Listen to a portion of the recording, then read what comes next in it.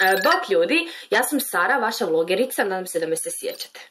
Ok, danas ću vam pričati o temi aparatića za zube. Aparatić nosim već 2,5 godine.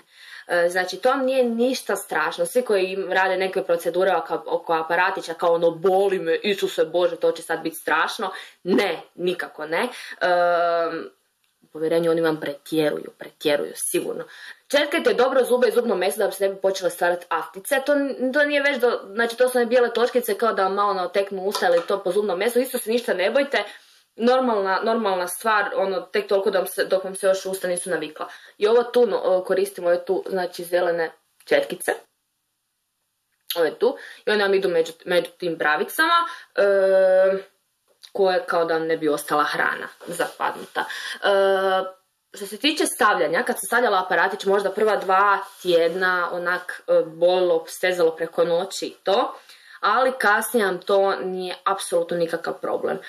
Naviknut ćete se, postaće znači neobičajniji dio ako slučajno fufljate, ona tipa joj, pazi ovo, nešto tako pričate oko aparatića, onda to vam isto, znači, ništa nije strašno, to isto će vam proći s vremenom.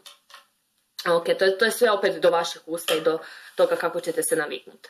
Znači, aparatić, super stvar, obavezno kasnije nosite plastikicu da vam se zubi ne bi počeli vraćati na početak. To obavezno, jer ja imam par ljudi poznam kojima se to počelo događati jer nisu bili redovni, što je loše.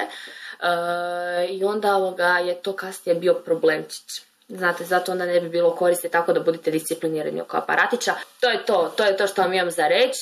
Poslušajte moje savjete, nadam se da su vam korisni.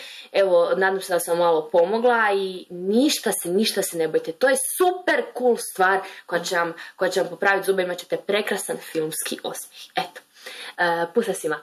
Bok!